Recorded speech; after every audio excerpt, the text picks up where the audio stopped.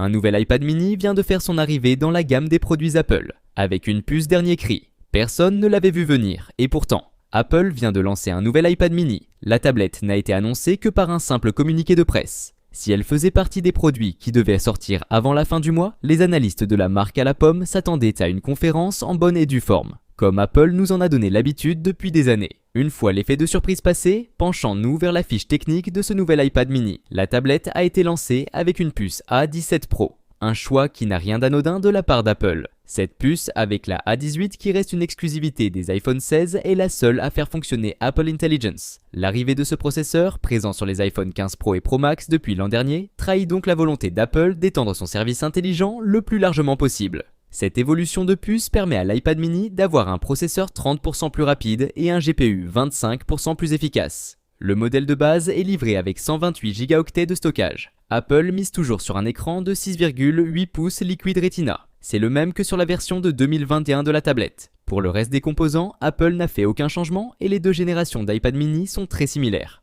On notera la compatibilité avec l'Apple Pencil Pro, facilitant ainsi l'utilisation de la tablette au quotidien. Pour l'iPad mini 7, il n'y aura pas d'autocollant Apple. La firme avait déjà pris la décision de les enlever avec l'iPad Pro M4 et l'iPad Air 6, puis de la gamme iPhone 16. Elle continue donc de généraliser cette mesure. La raison tiendrait au respect de ses objectifs environnementaux. Depuis plusieurs années, la firme s'efforce de faire disparaître tout élément plastique de ses emballages, ce qui inclut désormais les célèbres autocollants pommes. Ces petits changements font partie des objectifs environnementaux d'Apple et des efforts continus pour devenir neutre en carbone d'ici 2030. Autre constat au moment de déballer votre nouvel iPad mini 7, vous ne trouverez pas non plus de chargeur dans la boîte si vous vous trouvez au Royaume-Uni, en France, en Allemagne, en Italie, en Espagne, aux Pays-Bas et dans d'autres pays de l'UE. Mais c'était déjà le cas avec l'iPad Air M2 et l'iPad Pro M4 et avant eux des dernières générations d'iPhone. Cette fois, cette décision serait une réponse probable à la réglementation européenne concernant les déchets électroniques qui sera généralisée à partir de 2026. Pour les autres pays comme les États-Unis, le Canada, l'Australie, le Japon ou encore le Brésil, il y aura toujours un chargeur USB-C de 20 watts. En revanche, le câble de charge USB-C vers USB-C d'1 mètre est compris. Si ce n'est pas le cas, il faudra alors ajouter quelques euros au budget déjà conséquent, afin de refaire le plein de votre nouvelle tablette. Le modèle d'Apple est parfois en promotion et les modèles listés ci-dessous pourront tout à fait faire l'affaire, parfois en proposant davantage de ports et de puissance.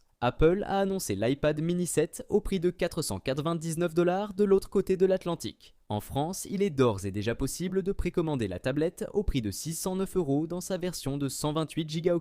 Elle est disponible dans 4 coloris très pastel, noir, blanc, bleu et mauve. La version de 256 Go est-elle vendue au prix de 739 € alors que celle de 512 Go est à 999 €. Le modèle est déclinable dans sa version Wi-Fi et cellulaire, vendue à 779 €. La tablette sera disponible en magasin et les premières livraisons auront lieu à partir du 23 octobre prochain.